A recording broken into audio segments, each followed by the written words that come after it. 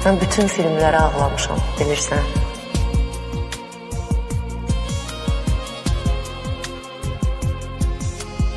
Həm də mühüm bir şeyi anlamışam.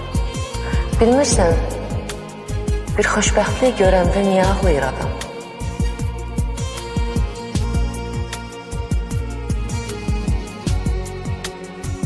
Bəlkə xoşbəxt olmağa ümid bağlayır adam.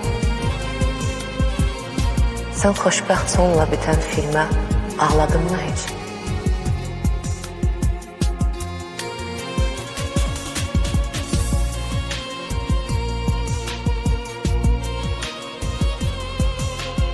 Sən xoşbəxt adamlara həsəd apardın mı heç?